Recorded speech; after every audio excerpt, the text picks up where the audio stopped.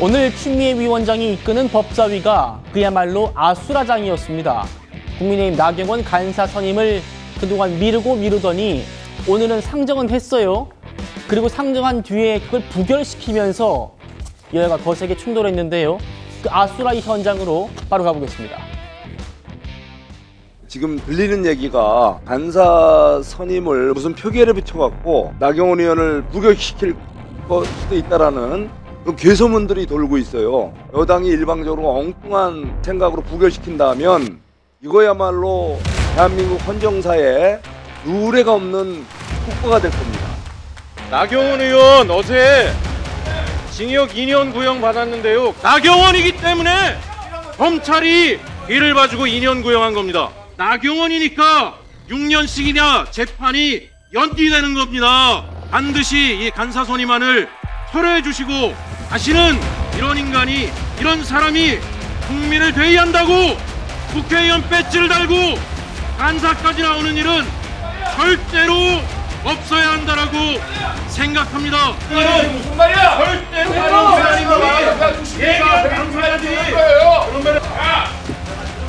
누가 야예요? 누가? 당신이 이리 오세요. 누구한테 와라 가라 해? 이런 인간이라 말하는 사람부터 사과시키세요. 총 투표수 10표 중 부 10표로 나경원 간사 선임의 건은 부결되었음을 선포합니다. 자, 김희정 의원님. 네. 국회의원 또 생활도 오래 해보셨고 간사 선임을 무기명 투표로 해가지고 저렇게 부결시킨 전례가 있습니까? 처음입니다. 처음이에요? 네. 기억하시는 것만 처음이에요? 아니면 정말 처음이에요? 처음입니다. 처음이에요? 네. 어떻게 보십니까? 아니, 이제 정말 내놓고 그 국회 독재하자는 얘기죠. 제가 비유가 어떤지 모르겠는데 여러분들 아마 프로야구 좋아하실 겁니다. 그러면은 이제 내가 응원하는 야구단이 있고 이제 상대 야구단하고 경쟁하다가 저쪽 주장 마음에 안 든다고 야 우리가 팬들이 저쪽 주장 뽑을게 이렇게 선임하는 거랑 거의 비슷하다고 보시면 됩니다. 특히 의장이나 위원장의 경우도 저희가 마음에 안 들어도 그냥 그 몫으로 여야가 정리를 해오면 받아들였습니다. 뭐 우리는 그럼 뭐 추미애 위원장 마음에 들어서 국민의힘에서 인정하는 게 아니라 자기들이 기어코 법사위원장은 소위 여당 몫으로 하겠다라고 했고 예. 그 몫으로 당내에서 추미애 위원장을 정해왔기 때문에 서로 존중을 한 겁니다. 그런데 위원장의 경우는 양당을 다 아울러야 되는데도 그거를 인정을 해줬거든요. 근데 간사라는 거는 말 그대로 자기 당의 의원들과 관련돼서 정책을 논의하고 이 개회 일시를 조정하고 그래서 정리한 거를 위원장이 국회를 잘 운영할 수 있도록 한 명 한 명 접촉하기가 힘드시니까 대표 선수로 우리 쪽 의견을 정리를 해서 위원장에게 전달하는 그런 가교 역할을 하는 자리입니다. 네. 그런데 그거 싫다고 팽개쳤거든요. 그러면서 여러 가지 이유를 대고 있는데요.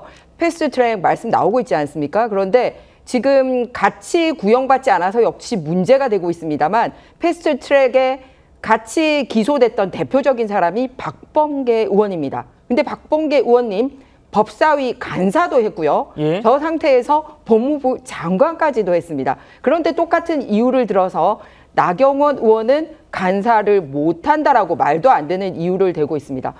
뭐가 겁나는 거죠? 그냥 국회법을 따라서 했으면 좋겠고요.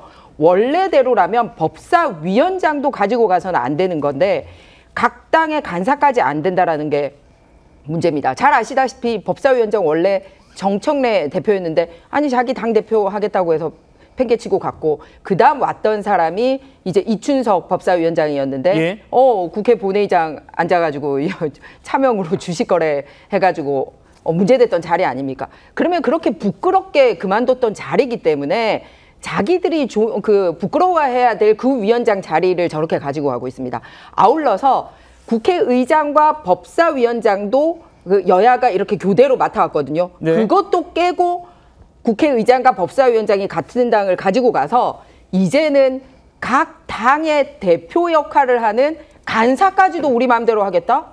내놓고 선언하는 겁니다. 국회 독재하겠다고. 민주당은 네, 나경원 의원이 법사위 관사를 하면 안 되는 여러 가지 이유가 있는데 그중 하나가 김희정 의원님 말씀하신 어제 패스트트랙 재판에서 징역 2년 구형받았다는 점 지적합니다. 황교안 전 대표가 징역 1년 6개월, 나경원 의원이 징역 2년, 국민의힘 현직 의원 6명 중에 5명에게 징역형이 구형이 됐습니다. 이후에 정청래 대표도 이제는 이렇게 된 이상 구형 받았으니 나경원 의원이 이해충돌 상황이다. 그러니까 법사위 퇴장해라, 떠나라 이렇게 말했거든요. 여기에 대해서 나 의원이 이렇게 맞받았습니다. 정청래 대표가 오늘 저한테 법사위에서 구형받았으니 나가라고 언급했다고 합니다. 그 논리라면 대법원에서 피선거권이 박탈되는 유죄 취지 판결을 받은 이재명 대통령이 그 자리에서 내려와야 되는 것입니다. 터무니없는 이야기 하지 말고 대통령 재판이나 헌법에 따라서 법에 따라서 다시 받도록 하는 것이 그들이 해야 될 책무라는 점을 지적합니다. 나 대표님, 그러면 정청래 대표가 이재명 대통령 지금 내려오라라고 주장했다는 뜻인 거죠? 예, 잘 이해했습니다. 자, 강성패 부대변인님. 네. 피선거권 박탈되는 선거법 재판에서 네. 대법원에서 유죄 취지 파기환송된 분이 이재명 대통령이고 대통령도 지금 국정 수행하고 있는데 구형받았다고, 검찰이 구형했다고 법사위 간사 못 받는 거 이게 말이 되느냐라는 얘기입니다. 야당 얘기가. 어떻게 말씀 주실까요? 네, 뭐 국민의힘에서는 그렇게 이제 공세를 펼칠 수 있다고 저는 충분히 이해는 합니다. 근데 제 민주당이 느끼기에 어떻게 대통령과 나경원 의원을 비교의 대상이라고 말할 수가 있겠습니까? 그리고 온 국민이 이재명 대통령의 야당 시절 5개 재판과 혐의에 대해서 낱낱이 다 알고 이해하고 선택하신 거기 때문에 지금 나경원 의원이 간사 선임에서 이제 부결된 거하고는 좀 다른 내용인 것 같아요. 근데 이제 민주당의 시선은 이런 겁니다. 그러니까 나경원 의원이 왜 한동훈 전 법무부 장관, 당시 법무부 장관에게 공소 취하를 해달라고 청탁을 했는지를 이제 알 것 같아요. 저는 사실 그때는 잘 이해를 못했는데 이렇게 구형이 나온 걸 보니까 징역 2년이라는 중형이 내려진 거 아니겠습니까? 그렇기 때문에 상당히 위험에 빠진 것은 사실인 것 같습니다. 근데 저는 개인적으로 이것보다 더 조금 위험하다고 보는 것이 나경원 의원의 배우자가 지방 법원장입니다. 이해충돌의 소지가 있어요. 예를 들어서 행안위 간사 뽑는데 배우자가 경찰서장이면 되겠습니까? 제대로 된 감사 되겠습니까? 견제 되겠어요?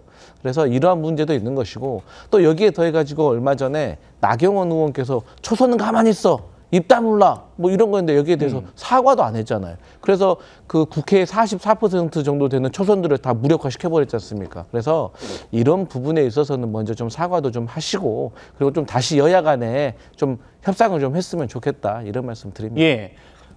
구준환 변호사님. 그런데 제가 이 법사위를 계속 쭉 같이 봐왔지 않습니까? 나경원 의원 남편이 지방 법원장이기 때문에 안 된다는 얘기는 오늘 처음 나온 것 같고요. 그 전까지는 재판 얘기를 계속 좀 해왔던 것 같은데, 앞서 이제 김희정 의원 말씀 주셨습니다만 박범계 의원 같은 경우에도 같은 사건이었단 말입니다. 재판받고 있는데도 장관도 했고 간사까지 했다. 요거 내로남불 아니냐? 이런 얘기에 대해서 어떻게 보십니까? 그러니까 이제 사유를 끼워 맞추는 것 같아요. 그래서 제가 방송 다 봤거든요. 민주당 패널 분들도 좀 당황하시는 것 같아요. 왜냐하면 이 자리에서 논의했을 때 지난번 충돌이 벌어졌을 때 어차피 해줄 문제다라는 얘기를 다 하셨어요.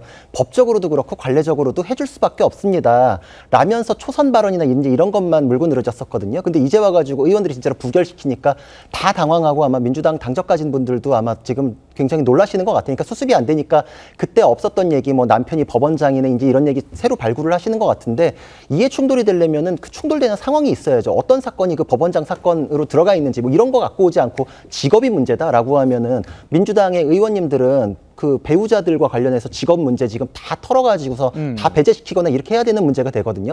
어떤 구체적인 사건이 있을 때 이해 충돌을 논하는 건데 여태까지 없었던 얘기, 그냥 오늘 새로 발굴한 거죠. 그리고 구형을 2년을 받았다? 구형을 2년 받은 거는 이미 6년 전에 결정이 돼 있는 거예요. 왜냐하면 기소할 때 구형량을 적어 놓고서 시작합니다. 그러니까 이번에 새로 나온 얘기도 아니에요. 그러니까 이거를 문제 삼는 거는 그냥 또 새로 발굴하는 얘기다. 그냥 정말로 부결시키려고 작정하니까 사유를 끼워 맞춘다. 그리고 아니나 다를까 이재명 대통령 같은 경우에 구형량도 똑같아요. 공직선거법에서 징역 2년 구형이었거든요.